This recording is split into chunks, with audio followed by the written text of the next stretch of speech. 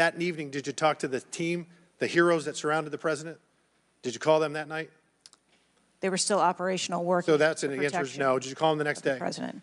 Yes, I spoke with them. You called them the very next day, not the day of, or was it 72 hours after? I don't know the timeline, but I spoke with them. Okay, because you're under oath. Immediately following. I think it was 72 hours after. You waited 3 days. What is immediately clear is that there are a number of structures that need to be secured. Of these, Director, other than the first, immediate 4, what's the most dangerous site that should have been secured? Because Security 101, you got to mitigate the high ground. Yes. Okay. Do you know what the next most dangerous site, what was the closest structure to the president, other than the 4 immediate ones that you had your counter sniper teams on? There are a number of structures around that event site. You know who the shooter knew? The shooter has visited the site 2 more times than you have, and he had a drone, and he picked the AGR building.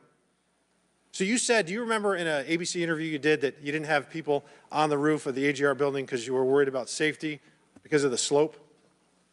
I recall that statement. Okay. Does the Secret Service have written policy you can share with us about slope roofs? No. Okay.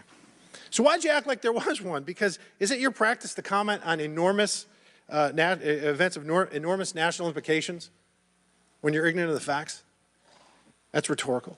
So here's this thing with the slopes.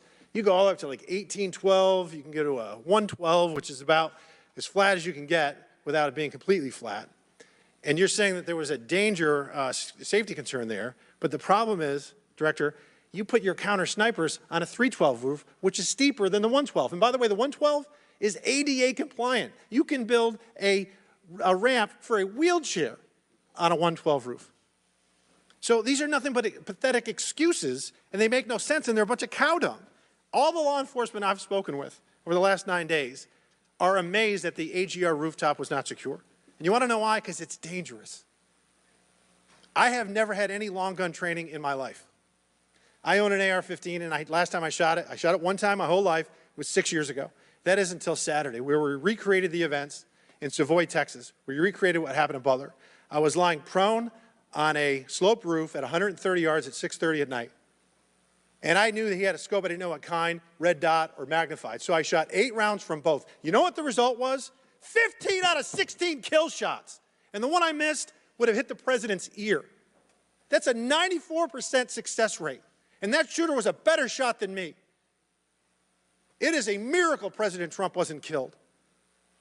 Corey Compatore's life is over because that damn shooter made it on the roof. And it wasn't the roof that was dangerous. It was a nut job on top of the roof. You know what else is dangerous? I believe your horrifying ineptitude and your lack of skilled leadership is a disgrace. Your obfuscating today is shameful. And you should be fired immediately and go back to Garden Doritos. Mr. Chairman, I yield back.